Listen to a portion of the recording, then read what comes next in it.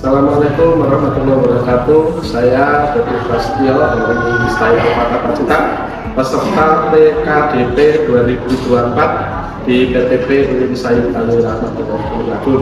Yuk ikuti keseruan saya dalam mengajar di kelas kami. Yuk.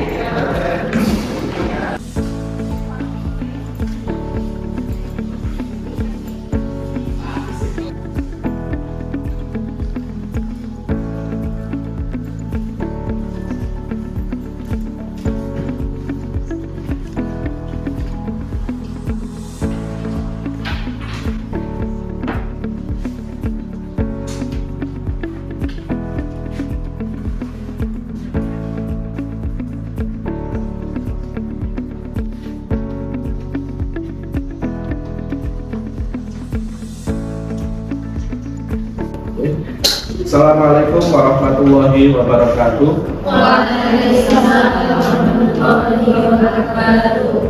Apa kabar? Sehat, alhamdulillah.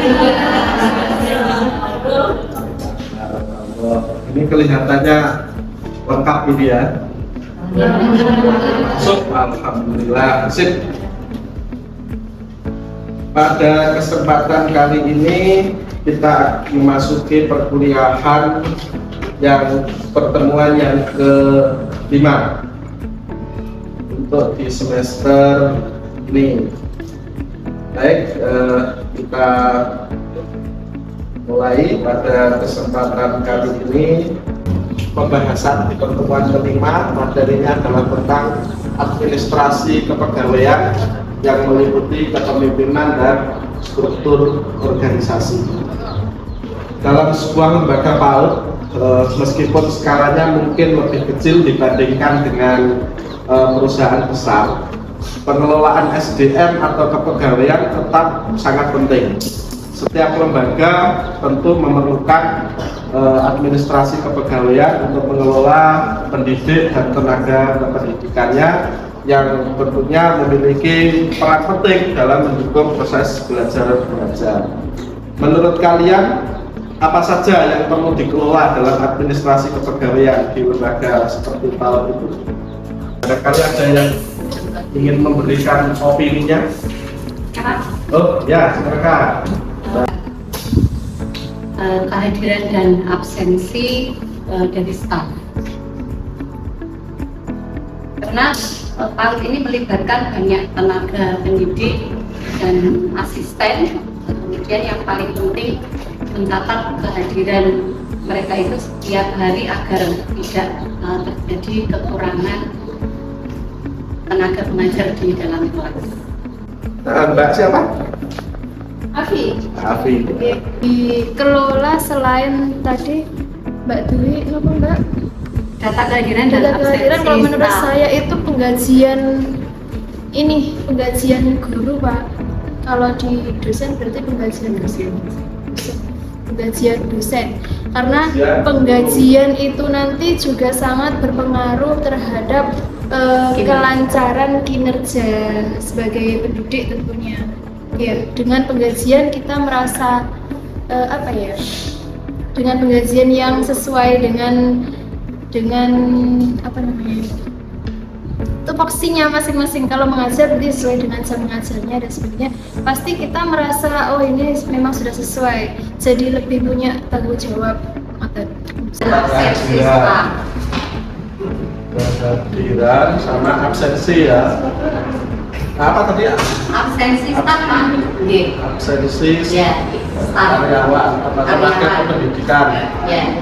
Tenaga kependidikan. PAUD yang mengalami masalah dalam pengelolaan data pendidik dan tenaga kependidikan, jadwal kerja yang tidak teratur atau pendataan absensi yang tidak rapi. Kira-kira menurut kalian dampak apa yang bisa muncul pada kegiatan belajar mengajar jika masalah ini terus berlanjut? Itu muncul di lembaga PAUD, kira-kira dampaknya apa? Ada yang apabila administrasi itu tidak dikelola dengan baik, otomatis pendidik itu merasa tidak nyaman, merasa kurang dihargai, Pak? Merasa tidak nyaman dalam situasi itu tadi, kemudian merasa tidak dihargai karena terjadinya ketidakteraturan di dalam manajemen pengelolaan atau administrasi PAUD. Administrasi kepegawaian yang efektif adalah kunci agar lembaga pendidikan dapat berjalan dengan lancar, termasuk lembaga pendidikan anak usia dini. Hari ini kita belajar tentang konsep dasar administrasi kepegawaian dan bagaimana sistem yang baik dapat membantu lembaga seperti PAUD dalam mengelola tenaga pengajar, kemudian menyusun jadwal mengajar. Nantinya bisa kita terapkan di berbagai bidang kerja, baik di lembaga pendidikan maupun di organisasi. Sub capaian mata kuliahnya ini diharapkan nanti mahasiswa mampu memahami administrasi kepegawaian, menganalisis peran kepemimpinan dan struktur organisasi, kemudian dapat merancang sistem administrasi yang efektif, kemudian kalian dapat mengevaluasi praktek-praktek kepegawaian untuk meningkatkan kinerja dan pengambilan keputusan. Indikator-indikator yang menjadi bagian dari perkuliahan ini yang nanti bisa kalian pahami dari perkuliahan ini meliputi ketepatan dalam menganalisis konsep administrasi kepegawaian.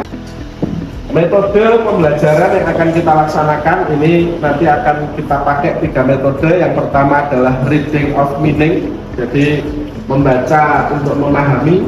Kemudian yang kedua adalah case based learning, nanti kita pembelajaran berbasis studi kasus. Dan yang terakhir nanti kita pakai konsep mapping atau peta konsep. Materi pembelajaran atau pokok bahasan yang akan kita pelajari pada kesempatan kali ini itu meliputi 5 hal. Yang pertama adalah konsep dasar administrasi kepegawaian, kemudian kepemimpinan dalam organisasi, yang ketiga struktur organisasi, yang keempat perancangan sistem administrasi kepegawaian, yang kelima evaluasi dan perbaikan praktek kepegawaian. Administrasi kepegawaian menurut Dassler meliputi perencanaan, kemudian perencanaan itu adalah menentukan kebutuhan tenaga kerja. Jadi proses administrasi itu yang pertama adalah perencanaan, kemudian yang kedua adalah pengadaan, yang dalam hal ini yang dimaksud adalah rekrutmen dan seleksi karyawan, kemudian yang ketiga pengembangan, yang keempat pemeliharaan, yang kelima adalah pelepasan. Pengembangan berarti mengadakan pelatihan, workshop, peningkatan kapasitas, peningkatan kompetensi karyawan. Pemeliharaan itu menjaga kesejahteraan karyawan di lingkungan kerja, memperhatikan hak-hak karyawan. Kemudian pelepasan adalah mengelola proses pemisahan karyawan dari organisasi, misalkan resign, misalkan diberhentikan dan lain sebagainya. Tugas kalian adalah menggerakkan dan mengerahkan anggotanya di dalam organisasi tersebut untuk bersama-sama bekerja menuju capaian yang diharapkan secara bersama-sama. Itu organisasi. Jadi bukan pimpinannya yang maju bisik ke kono atau anak buahnya yang didorong dulu untuk sampai sana, tapi pimpinannya tengok-tengok santai-santai tapi bagaimana bersama-sama si pimpinan yang memiliki power untuk mempengaruhi ini dapat mengarahkan individu atau kelompok untuk bersama-sama, diajak bersama-sama, bergerak bersama-sama mencapai tujuan bersama. Pemimpin harus memiliki gambaran jelas tentang tujuan dan arah.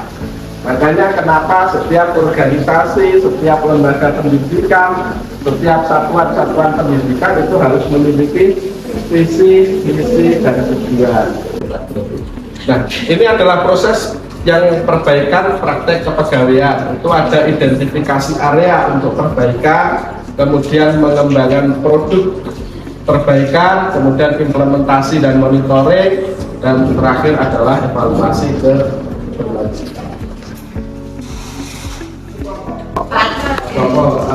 Dari sini 1, 2, 3, 4, 1, 2, 3, 4 akan kita kasih satu studi kasus yang kita ambil dari artikel ilmiah yang membahas tentang materi kita pada kesempatan kali ini.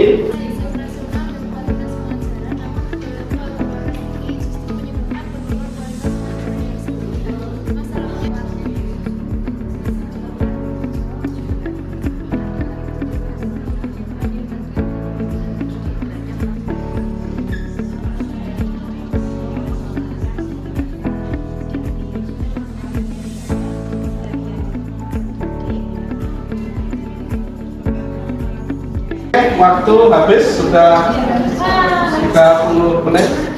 Selesai ya? Ya. Sesuai dengan kesepakatan, silahkan dipresentasikan kita hasil dari analisis kalian, dimulai dari kelompok 1.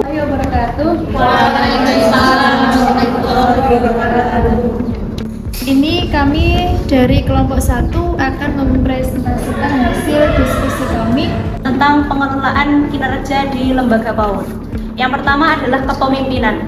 Pentingnya umpan balik yang konstruktif dari pimpinan sangat penting untuk menciptakan lingkungan kerja yang positif di lembaga PAUD. Pimpinan tidak hanya berfungsi sebagai pengawas, tetapi juga sebagai mentor yang membimbing pendidik dalam pengembangan profesional mereka. Terkait dengan materi studi kasus yang disampaikan, itu bagaimana umpan balik seorang pemimpin itu mempengaruhi kinerja daripada sebuah institusi. Terima kasih. Mbak Rizka, saya ingin coba membantu menjawab. Tadi pertanyaannya bagaimana Umpan balik pemimpin itu dapat mempengaruhi motivasi. Iya. Oke, di sini saya akan membantu menjawab. Dengan adanya umpan balik dari pemimpin, itu otomatis nanti akan terbangun suatu motivasi dan meningkatkan kinerja pendidik. Kami dari kelompok 2 akan mempresentasikan hasil diskusi kami program pelatihan dan pengembangan. Di sini saya akan menjelaskan hasil diskusi dari kelompok kami, yaitu program pelatihan dan pengembangan. Yang pertama, kepemimpinan.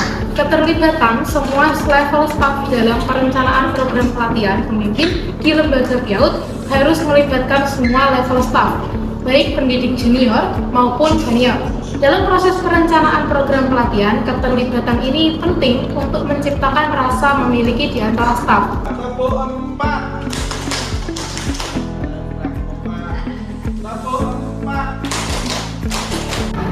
Saya pada kelompok 2. Jadi hasil diskusi kelompok 2 tadi, saya bertanya apa dampak positif dari keterlibatan semua level staf dalam perencanaan program pelatihan di lembaga PIAUD. Langsung saja saya jawab pertanyaan dari kelompok 3 ya. Jawaban dari kelompok kami, keterlibatan semua level staf dalam perencanaan program pelatihan di lembaga PAUD memiliki dampak positif yang signifikan. Terima kasih, Pak kelompok sudah mempresentasikan hasilnya. Luar biasa sekali, tajam seperti silet. Yang pada kesempatan kali ini, mudah-mudahan apa yang kami sampaikan dan yang kalian diskusikan melalui kerja-kerja kelompok tadi dan paparan-paparan hasil analisa yang sudah kalian lakukan bisa memberikan tambahan pengetahuan dan keterampilan ketika nanti kalian menjadi pemimpin di lembaga-lembaga pendidikan, utamanya adalah satuan pendidikan anak. Terima kasih, mohon maaf atas segala kekurangan. Wassalamualaikum warahmatullahi wabarakatuh. Waalaikumsalam warahmatullahi wabarakatuh.